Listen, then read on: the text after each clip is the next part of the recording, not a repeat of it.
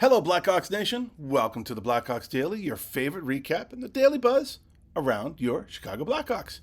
I'm your host, PJ. Thank you for tuning in. As we know, during this very dry and extremely slow offseason, definitely not a lot going on, but we're trying to bring you and find the most salient tidbits we can.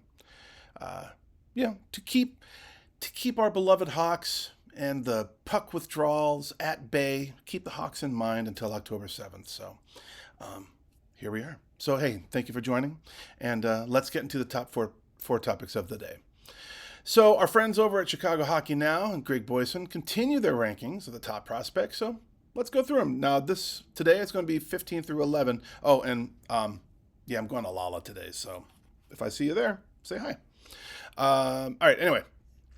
Let's cover him. Number 15 is Mason West. We've kind of gone through this in depth with him already, but just to remind you, he's a forward. He's 17, 6'7", 218 pounds. So for the second straight draft, we've traded with the Carolina Hurricanes to get back into the first round with our third pick of the first round. And this time we got Mason. So he's a high school quarterback. He's kind of one of those freak athletic people who just really good at everything. It's getting a lot of looks from NCAA Division I football teams or football programs, but so far he's committed to hockey, which is great news for us. It's a reach, and he's kind of like AJ Spellacy. They were both really good on the football field and freakishly fast for their size. If they can reach their potential, the Hawks will be dreaded for a long time to come. So, and also the last time that the Hawks used their first round pick on a high school player from Minnesota, it was Sam Rinzel. So, these things kind of work out. Number 14, Vaclav Netrashil, a forward, 18, 6'6", 190 pounds. He was the second of 3 first-round draft picks just this past June. He's part of an assertive effort to kind of like add a lot of size to our prospect pool. So his name was popping up. He was gaining momentum going into the draft. So people weren't like totally surprised. He had 19 goals and 42 points in 61 USHL games for the Muskegon Lumberjacks last year, and he's returning to them this year. And then he's committed to play for University of Massachusetts 26-27. So he's raw, right? He's going to need a lot of time to fill out his frame, develop, but he's known as being a very fluid skater, great hands, can move the puck around the ice with ease, plays with edge. So, he made steady leaps last year, landed him in the first round. Another season like that, next year when we're doing these, he can easily be in the top 10. Colton Dack, he's a forward, 22, 6'4", 196 pounds. So last year, the Blackhawks were basically kind of like, hey, you know what? We love the grit, but you got to play within yourself. And he took that to heart. He really followed that, but he just didn't make the NHL roster out of training camp. So he didn't sit on that though. He didn't pout. He scored 12 goals and 25 points in 30 AHL games last year for the Ice Hogs. He was recalled by the Blackhawks. So he's been up and down, but he's been contributing, right? So this season, though, is kind of crucial for him. Our prospect pool is getting deeper, a lot of, and arguably talented, right? Like, it's not just deeper, but deeper with some really good people. So he's got to prove that he can fit for the long term. He's one of the only true power forwards we have on our roster. So, and he does it well. He's got good offensive skills. He's got good stick handling abilities. Plus, he's big and he's physical. So, the two negatives that are on him, his skating ability, and he can't seem to kick the injury bug. So he's gotten better on his feet. He isn't the fastest, but he's still got a lot to prove that he can stay healthy the whole season, and we really do hope that he does. So let's hope that he avoids the old injury bug. Number 12, Marek Vanacker, a forward. He's 19, 6'1", 170 pounds. last season he got off to a late start due to off-season shoulder injury. But once he made his debut with the Brantford Bulldogs last November, took off. He scored 24 goals and 42 points in 45 regular season OHL games. And then he added 6 goals and 11 points in 11 postseason games.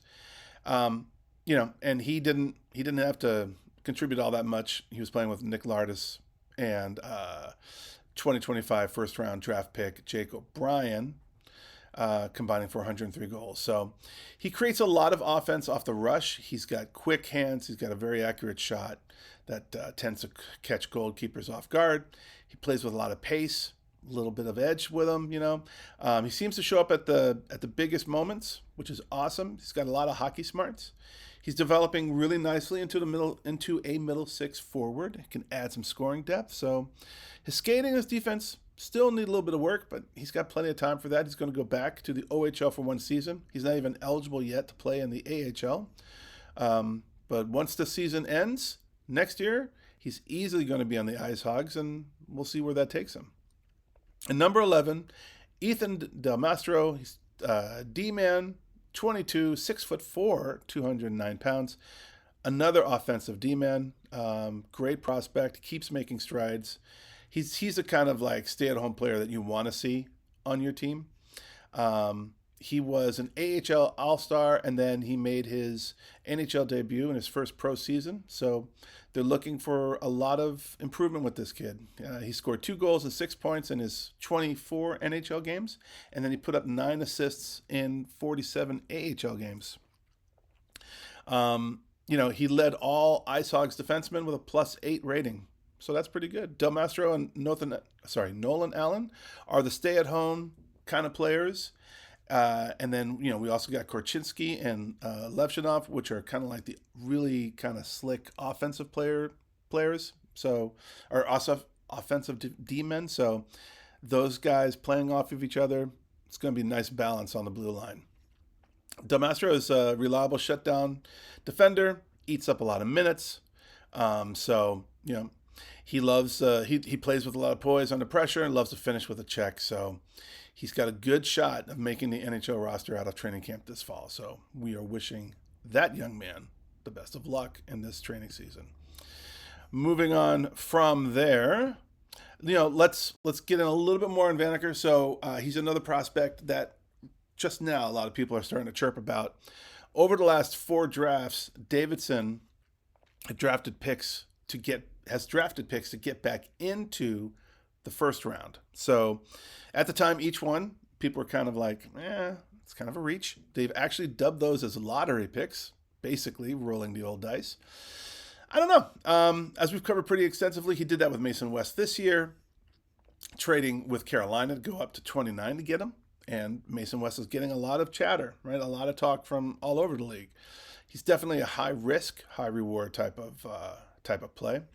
In his first year at GM, KD traded back up into the first round to get Sam Rinzel at number 25. So that's paid off as well. Rinzel has remained an exciting prospect for the Hawks, someone who's slated to be a factor for us for years to come.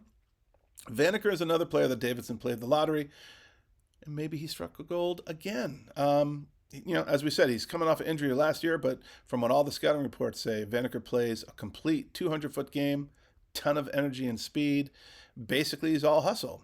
They talk about breakaway speed, excellent fit as a teammate, excellent culture guy, which is always great to hear. His skill at driving the net as a power forward, which obviously we need. His fit is a top 6 player, seems to be a really natural one. So it looks like this lottery ticket very well could be a winner. You know what? The offseason has been very, very, very slow, but there may be a target for the Hawks to acquire someone out there and who will add a little bit of grit and toughness to it to help allay the loss of Pat Maroon, and that would be Jakub Lauko, 25-year-old power forward, 6 foot, 196 pounds, out of Boston. Free agent. Last year, he played between the Wild and Boston. He played 56 games. He had 5 goals, 11 points, but he also had 119 hits. So, he's not shy to say hello on the boards. In 139 career games, he scored 28 points and had 51 points in 4 AHL seasons. He can score. He put up 41 points in 43 games in the juniors, but now his game's really just helping keep the other team's tempo at bay. So definitely could be worth a short-term flyer for sure, right? A one-year deal, a 2-year deal. I think it'll be a good move. All right, and last but not least, let's get into some of your hot takes. So, at Mr. Caution and also at Robert D'Onofrio 7342. Yeah, as we've covered before. The thumbnails and the titles of the video do not match the videos right now. They will in the future as we gain more traction and as we build more. But right now, the company that I'm using is really just trying to get the algorithm to work to get as many followers as possible. So hopefully the content is good enough. Unfortunately, at this time of year, there just isn't anything going on. So we're just trying to grow the fan base, trying to keep people excited about the Hawks. And so thank you for being a part of that, and thank you for taking a flyer on us. And hopefully you'll join and enjoy the content that we do scrape up during this very dry off season. So I do appreciate you being here. So thank you for your support. Beans 7014 says, "Stay strong, Bickle. What a great guy. His ceremony with the Ice Hogs last season was great." That's awesome. You know, I missed that. I'm gonna have to look that up. So thank you for bringing that up, Beans. And Lester, Beans, a repeat offender, as is good old Lester. Lester's 7L1. He said, "PJ, keep up the great job. Thank you very much, sir. Looking forward to the upcoming NHL Blackhawks season and the forthcoming content on the old channel. Yes, sign Nick Foligno, of course. I feel that he is an important part of the Blackhawks. My prayers are with family, friends, and fans of the Cubs regarding the late, great Ryan Sandberg. He was an all-star athlete, a true blue Cub, really wonderful person. He'll be missed. How sad and ironic that Lester and Rhino at different hospitals fighting the same evil prostate cancer at the same time. A dear niece of Lester's, Kim, was like a younger sister who had died of uterine cancer in 2023, just 3 months after her wedding. Oh, that's terrible. I pray that in my lifetime a cure is discovered for cancer. Rhino was a class act. Cubs and many of our teams back in the day, those were the days. Absolutely. Amen to cancer getting cured. Let's hope that we keep up cancer research, and funding cancer research could not be more important. So I hear you there, sir. And also, let's get back to the days when all of our teams are somewhat relevant, please, instead of like none of them, except for maybe one slightly relevant. So let's get all of our teams to be really relevant again and just enjoy an embarrassment of riches. So that is it for today, folks. Please do tune in every weekday. Get your Blackhawks Daily download. Thank you for, inspiring me. I hope that you guys, are enjoying the content. Please do like and subscribe and do share about the channel.